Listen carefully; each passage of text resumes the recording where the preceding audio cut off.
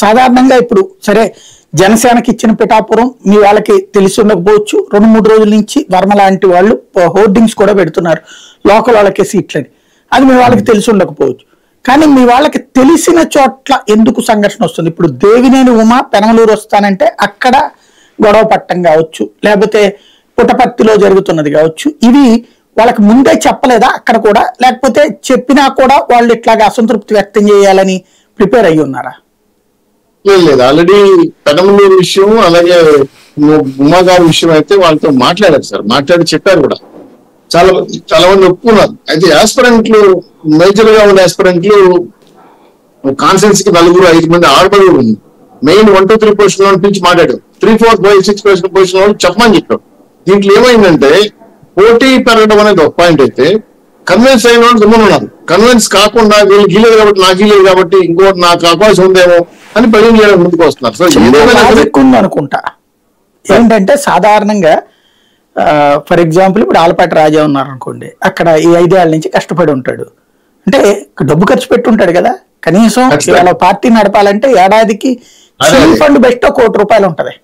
5 ఏళ్ల నుంచి అంటే ఒక 5 కోట్లు చీఫ్ ఫండ్ బెస్ట్. ఇంకా అంతకంటే ఎక్కువే ఉంటది. కార్యకర్తకి డబ్బులు ఇవ్వాలా, కష్టపడేటప్పుడు ఏదైనా సభలు పెట్టినప్పుడు, పెట్టినప్పుడు, అవి పెట్టినప్పుడు, శంకరావాలు, రాకదలు రాలు, ఇట్లాంటి ఆయా డబ్బులు వాస్తవంగా ఇప్పుడు వైసీపీ ఏం చేస్తున్నదంటే కొన్ని చోట్ల అట్లాగా ఎవరైతే కొత్త వాళ్ళు వస్తున్నారో పాత వాళ్ళకి ఇప్పించేటటువంటి పని అట్లా చేస్తుంది అన్నటువంటిది ఒక వాదన ఉంది.